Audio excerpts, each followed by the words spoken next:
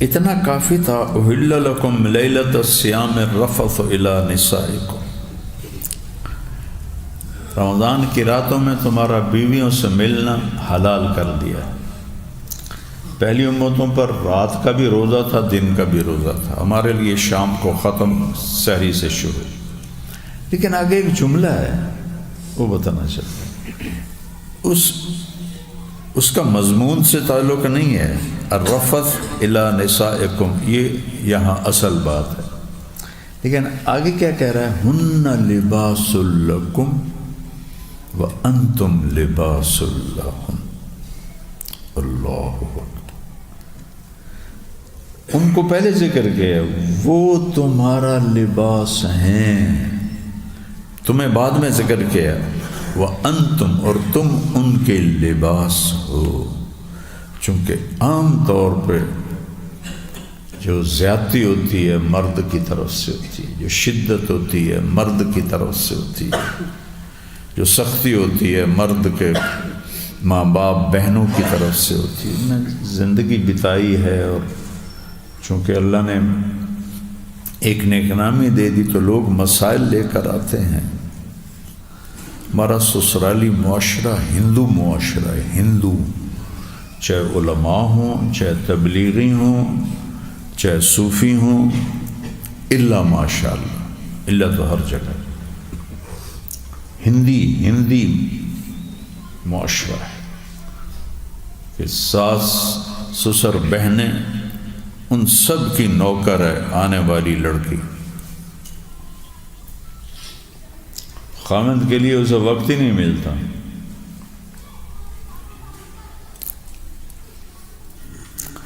تو اب ایک ہمارا ماحول ہے کہ ہم ایک خاندان بن کے رہتے ہیں. تو تم سب بچوں کو اللہ کی قسم دیتا ہوں، اگر تم ماں باپ کے ساتھ رہتے ہو تو بیوی کی حفاظت تم پر فرض ہے. ماں کی شدت سے بچانا، باپ کی شدت سے بچانا. بہنیں کان بھرتی ہیں، جھوٹی باتیں بتاتی ہیں. ماں تمہاری جھوٹی باتیں بتائے تمہیں بھڑکانے کے لیے، چونکہ لاشعوری حسد ہو جاتا ہے کہ یہ تو بیوی کے ہی پاس رہتا ہے، ہمارے پاس نہیں آتا. ابھی ایک سانے ہوا، میرے اپنا شاگرد اسنین کا پڑا ہوا ہمارے علاقے بچی کے ساتھ ایسا سلوک کیا، اتنا یہ نہیں کہ اس کو مارا پیٹا ہے، تانے بولیاں. میں اس بچے کے بھی جو میرے پاس پڑھا، جس نے یہ سارے سبق سنے، پرسوں وہ بچی فوت ہو گئی.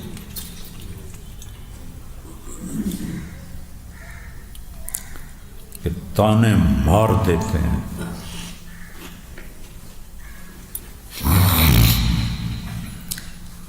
بہت دکھی ہوا میں، بہت. میں نے کہا یہ تو وہ گھرانہ ہے، گھرانہ بھی تبلیغی، باپ اس کا پرانا تبلیغی، اور بچہ سارا وہ 6 سال والا نہیں تھا، وہ 8 سال والا تھا. سال بھی تبلیغ میں لگایا تھا. لیکن یہ جو اندر ایک ناگن ہے نا، زبان، اس کے زہر نے بچی کو قتل کر دیا.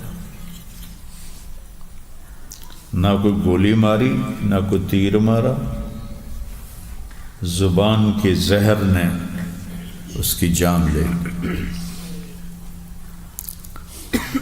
تو تم رواجی تعلیم کے آخری مرحلے میں ہو، کچھ کی شادیاں ہو چکی ہوئی ہیں، کچھ کی ہوں گی. تو میں ہاتھ جوڑتا ہوں، اپنی بیوی کے حقوق کی حفاظت کرو. اس کے ذمے تمہاری نہ ماں کی خدمت ہے، نہ باپ کی خدمت ہے، نہ بہنوں کی خدمت. وہ خوشی سے کرے، اس کی سعادت ہے، اس کی جنت ہے، اس کے لیے بہت بڑی عزت اور اجر ہے. ہمیشہ آدمی چھوٹا بن کے بڑا بنتا ہے، بڑا بننے کے چکر میں ذلیل ہو جاتا ہے، لیکن میرے اللہ نے اس کے ذمے نہیں لگایا۔ جب اللہ نے ذمے نہیں لگایا، مجھے اتنے خط آتے تھے، گالیاں بھی اور بدتمیزی بھی، کہ تیرے پاس تو نوکر ہیں، تمہاری تو چلتی ہے گاڑی، ہمارے پاس تو کوئی ہوتا نہیں، تو ہماری بہو خدمت نہ کرے تو اور کون کرے؟ بیٹے کے ذمے ہے، جس طرح بھی وہ کرے بیٹے کے ذمے۔ اندازہ لگاؤ، اگر ماں بچہ جن کے کہے میں دودھ نہیں پلاؤں گی، کوئی عورت کرائے پہ لاؤ، تو قرآن میں ہے نا کہ وہ عورت کا انتظام کرے گا دودھ پلانے کے لیے۔ بیٹا یہ باپ مٹا پڑا ہے، اور مٹا نہیں ہے، ظلم کی چکی میں پس رہا ہے۔ کہیں اس کا الٹ بھی ہے کہ آنے والی لڑکی اتنی بدتمیز ہوتی ہے کہ وہ پورے گھر کو تباہ و برباد کر دیتی ہے، لیکن یہ مثالیں کم ہیں، اور جو پہلی میں نے بات کی ہے وہ مثالیں بہت زیادہ ہیں۔ تو اللہ کے واسطے خیرکم خیرکم لأہلہ کو سامنے رکھنا۔ بہترین میرا امتی وہ ہے جو بیوی کے ساتھ اچھا سلوک کرتا۔ ہمارے ایک ساتھی تھے مولوی خالد صاحب رحمۃ اللہ علیہ، مجھ سے 1 سال آگے تھے رائمنڈ میں، بالکل درویش فقیر غریب گھرانے کے، غربت میں زندگی، حفظ سے تعلیمی سفر شروع کیا، حفظ سے اور دورے تک سال لگایا، 1.5 سال لگایا، 7 مہینے لگائے، میرے پاس تلمبہ عیدگاہ میں ساری زندگی پڑھایا، اور پڑھاتے پڑھاتے فوت ہو گئے۔ تو ان کی بیوی کو ہو گیا تھا فالج، تو بچے تعلیم میں، اب بچے تو کر بھی نہیں کر سکتے ماں کی خدمت، بیٹیوں کی شادی، تو انہوں نے وہ 3 سال زندہ رہیں تو ساری خدمت وہ کراتے تھے، اس کے پیشاب دھونا، اس کو پیشاب کروانا، اس کے کپڑے بدلنا، اس کا کھانا، یہ سارا وہ کرتے تھے۔ کچھ چند سال بعد ان کا بھی انتقال ہو گیا، مولوی خالد صاحب جوانی میں ہی چلے گئے، میرے خیال میں مشکل سے 60 سال بھی پورے نہیں ہوئے تھے۔ تو ایک ہمارے ساتھی نے ان کو دیکھا، انہوں نے پوچھا مولانا آپ کو کس عمل نے سب سے زیادہ نفع دیا؟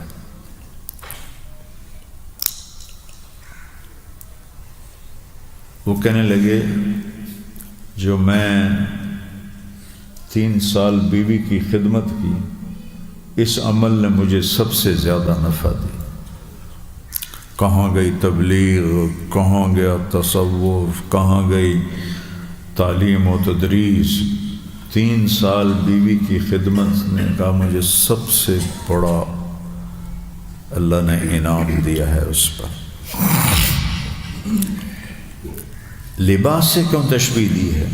کہ لباس آپ کی زینت ہے، آپ کی بیوی آپ کی زینت ہے، آپ اپنی بیوی کے لیے زینت ہے۔ لباس سے تشبیہ کیوں دی ہے؟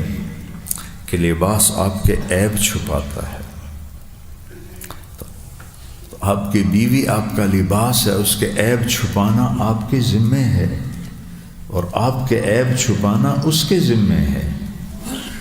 پھر لباس سے کیوں تشبیہ دی ہے؟ کہ آپ کے اور لباس میں کوئی چیز داخل نہیں، کوئی ہے میرے جسم میں اور ایک تنکا، ایک کیڑی اندر چلی جائے چونٹی تو وہ بھی طبیعت خراب کرتی، کیڑی اندر ٹوری جاندی ہے۔ اس رشتے میں نہ ماں آ سکتی ہے، نہ باپ آ سکتا ہے، نہ بیٹے آ سکتے ہیں، نہ اولاد آ سکتی ہے، نہ بھائی آ سکتے ہیں، نہ بہنیں آ سکتی ہیں۔ لباس میں اور میرے درمیان کوئی چیز نہیں ایسی، ان 2 رشتوں کے درمیان کوئی لچ نہیں تل سکتا۔ پنجابی آتا ہے لچ تلنا، کوئی لچ نہیں تل سکتا، کوئی ٹانگ نہیں اڑا سکتا۔ یہ اس کو اللہ نے اتنی اہمیت دی ہے۔ ازواج مطہرات میں دو گروپ تھے، حضرت عائشہ، حضرت حفصہ، حضرت ام سلمہ، حضرت سودا، یہ ایک گروپ تھا۔ اس کی لیڈر تھیں حضرت عائشہ، حضرت زینب بنت جہش اور ام حبیبہ اور جویریہ اور صفیہ اور میمونہ، 5۔ یہ دوسرا گروپ تھا، اس کی لیڈر تھیں حضرت زینب بنت جہش۔ ان کو یہ فضیلت حاصل ہے کہ ان کا نکاح آسمان پہ پڑا گیا۔ فلما قضا زید منها وطرا زوجناکها، نہ ایجاب نہ قبول نہ گواہ نہ مہر۔ اچھا، اب اللہ کا نبی کو حضرت عائشہ سے محبت زیادہ تھی، بطور سوکن باقیوں کو یہ چیز چبھتی تھی۔ پھر جو بڑی بات تھی وہ تھی کہ جب حضرت عائشہ کی باری 2 دن ہوتی تھی، چونکہ حضرت سودا رضی اللہ عنہ نے کہا یا رسول اللہ میں بوڑھی ہو گئی ہوں، مجھے ضرورت نہیں ہے، آپ میری باری عائشہ کو دے دیں، تو آپ 2 دن حضرت عائشہ کے گھر رہتے تھے۔ تو صحابہ حضرت عائشہ کی باری کا انتظار کرتے تھے، اور جب ان کی باری آتی تھی تو ہدیے اس دن لاتے تھے۔ تو چلتے چلتے یہ چیز ایک بڑا اعتراض بن گئی، بھئی ہماری باری میں تو کوئی ہدیہ آتا نہیں، اور عائشہ کی باری میں ہدیے۔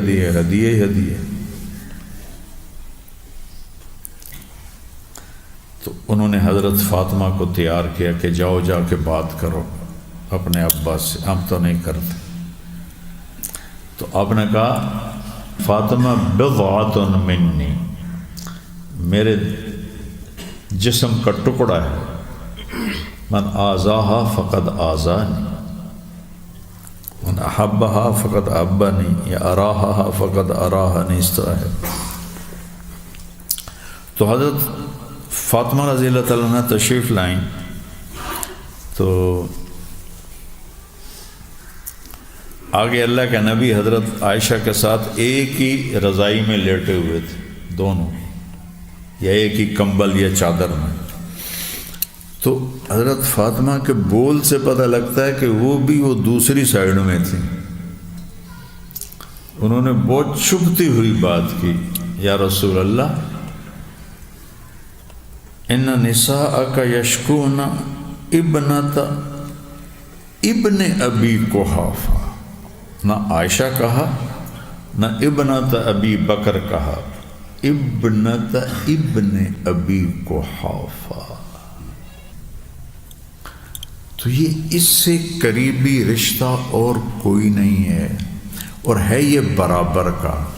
ماں بڑا رشتہ ہے، بیٹا چھوٹا رشتہ، باپ بڑا رشتہ ہے، بیٹا چھوٹا رشتہ ہے، بھائی خون کے رشتے ہیں۔ تو وہاں آدمی کچھ خم کھاتا ہے، بیوی تو برابر کا رشتہ ہے، اور ایک بول پہ بنتا ہے، ایک بول پہ ٹوٹ جاتا ہے۔ اور سب سے بنیادی رشتہ ہے، جتنے رشتے وجود میں آتے ہیں اس عورت کی وجہ سے آتے ہیں۔ یہ بیٹا جنتی ہے تو بیوی سے ماں بنتی ہے، اور بیٹا جنتی ہے تو بھائی کا بھائی بناتی ہے، بیٹی آتی ہے تو بھائی کی بہن بناتی ہے، شادی ہوتی ہے تو یہ ساس بنتی ہے، اولاد ہوتی ہے یہ دادی اور نانی بنتی ہے۔ سارے رشتے اس بچی سے جنم لیتے ہیں۔ تو اس پر اللہ تعالیٰ نے کوئی 100 کے قریب آیات اتاری ہیں، 100 آیات۔ تو آپ میری اولاد ہو، مجھے اس واقعے کا بہت دکھ ہے۔ میں گیا ہوا تھا، ایک وہاں جنازہ تھا، اس کی وجہ سے وہاں مجھے حالات، وہ مجھے ملنے آ گئے تو مجھے حالات کا پتہ چلا، اور پرسوں اس کا فون آیا کہ وہ فوت ہو گئی بچی۔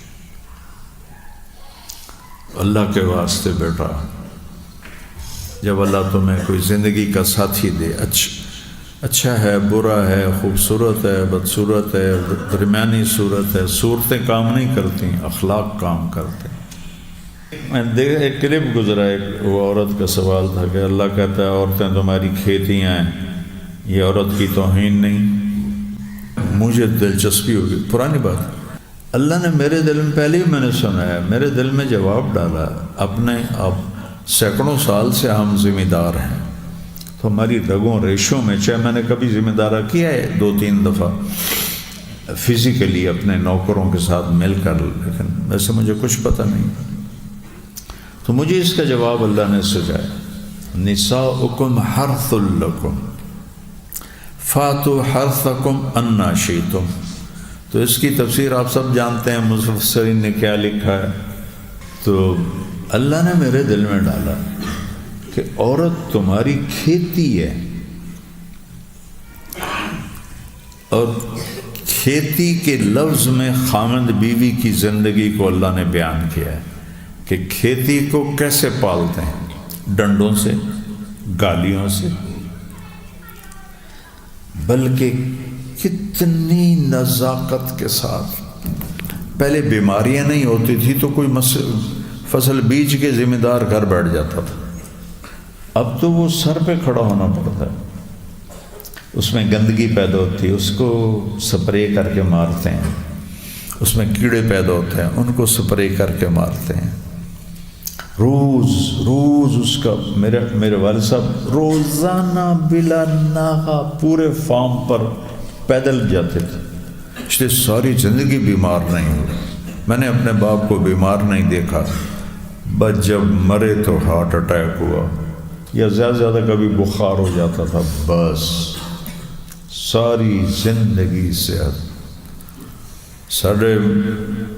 ہمارے میزوں پہ دوائیوں کی لائنیں لگی ہوتی ہیں، ان کی میز خالی ہوتی، کتابیں ہوتی تھی۔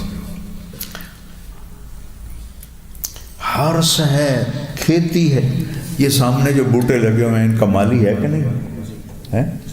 آتا ہے نا، کانٹ چھانٹ کرتے ہیں، پھر آپ گھاس کو پانی بھی لگاتے ہیں، یہ ہے نساؤکم حرث لکم، کہ جیسے کھیتی کو بڑے محنت سے پروان چڑھاتے ہیں، عورت بھی تو کھیتی ہے نا، عورت کی جو پیداوار ہے وہ اولاد ہے، جو سب سے بڑی کھیتی ہے اولاد۔ تو بیوی کے ساتھ ایسے چلو جیسے ذمہ دار کھیتی کے ساتھ چلتا ہے، یا پانی مانگتی ہے تو ادھار بھی لینا پڑے، پیٹرول ڈیزل تو وہ لے کے پانی دیتا ہے، کھاد دینی پڑتی ہے تو ادھار پر بھی وہ کھاد اٹھا کے اس کو کھاد دیتا ہے، سپرے کرنا پڑتا ہے ادھار پہ لے کے کرتا ہے، اور جب تک وہ پوری پروان نہیں چڑھ جاتی اسے چین نہیں آتا۔ یہ حرث ہے، نساؤکم حرث لکم، جیسے کھیتی کی قدر کرتے ہو، درخت پھل نہ دے تو ڈنڈے مارنے شروع کر دو گے یا گالیاں نکالو گے، یا اس کے ضروریات کو مہیا کرو گے، یا پانی کی کمی رہے گی۔ میں نے 1984 میں ایک دفعہ کپاس کاشت کرائی، تو نوکروں سے پوچھ کر اور یہ جو زرعی ماہرین تھے ان سے پوچھ کر، تو 2-3 جگہ کپاس اس وقت ہوتی تھی، تو ایک پودا یہاں ایک وہاں، کافی فاصلہ، تو میں کھیت کے اندر کھڑا ہوا دیکھ رہا تھا کہ ایک ہی چکر ہے، اے کیوں نہیں سارے ہوئے، اوتھے پودا ایتھے پودا، ایک ایکڑ میں۔ تو میرا ایک رشتہ دار گزرا، اللہ اس کی بخشش کرے، فوت ہو گیا، ان پڑھ، 5ویں تک ہم جماعتی تھے، 5ویں بعد وہ پڑھائی نہیں۔ تو مجھے دیکھ کر کہنا، مولانا صاحب کی ویکھ رہے ہو؟ میں کہ یار اے کپا ویکھ رہے ہیں، ایتھے دانا ہویا، ایتھے کوئی نہیں ہویا، پھر ایتھے کوئی نہیں ہویا۔ وہ اندر آیا اور اس نے ایک ڈھیلا اٹھایا، مولانا صاحب میں نے تسی ایک پانی لایا، 2 پانی لیندے تے سارے ہو جاندے۔ میں کہا تینوں کیوں میں پتہ لگ گیا؟ ہاں ساری زندگی کیتا کی یہ میں نے نوکر کو بلایا، میں نے کہا اس کو کتنے پانی لے گئے؟ کہا جی 1 لایا۔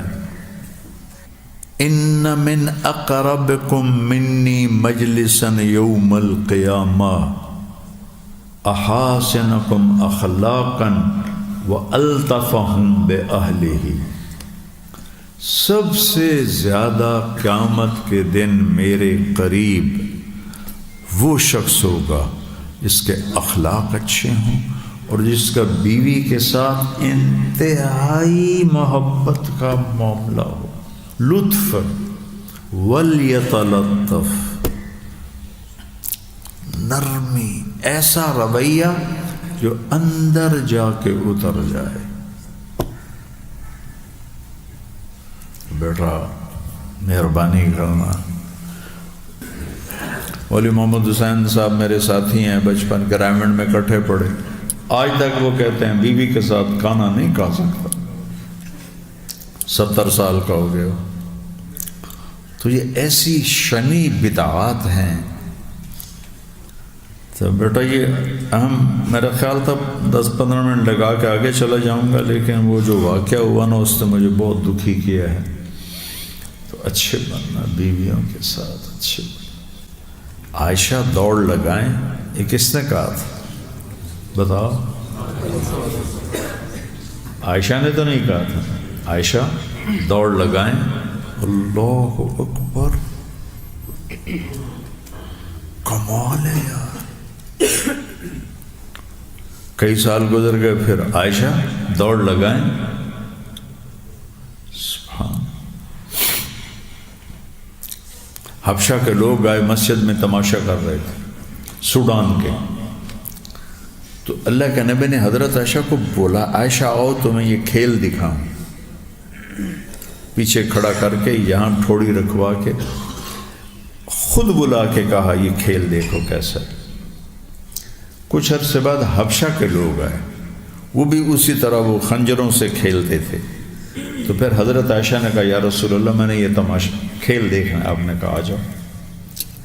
اور اس دن وہ اتنا بہترین تھا کہ حضرت عائشہ بس ہی نہ کریں تو کہنے کہ عائشہ بس نہ کریں، کہ نہیں یا رسول اللہ میرا جی نہیں بھرا۔ تو آپ اپنی ٹانگوں کے پریشر کو بدل رہے تھے، ایک ٹانگ کو فری کرتے تھے، دوسری پہ سہارا لیتے تھے، پھر اس کو فری کرتے تھے، دوسری پہ سہارا لیتے، جب تک اماں جی نے نہیں کہا آپ پیچھے نہیں ہٹے۔ تم تو کیف عاملہم پڑھ رہے ہو، تمہارے لیے تو حجت تمام ہے۔ فرشتوں سے بہتر ہے انسان بننا، مگر اس میں پڑتی ہے محنت زیادہ۔ سبق پڑھانا، مولوی بننا، تقریریں کرنا، طارق جمیل کی طرح خطیب بن جانا، یہ کون سے ایسے جان جوکھوں کے کام ہے؟ رویوں کو بدلنا اور رویوں کے سامنے اپنے آپ کو توڑ دینا، یہ انسانیت کی معراج۔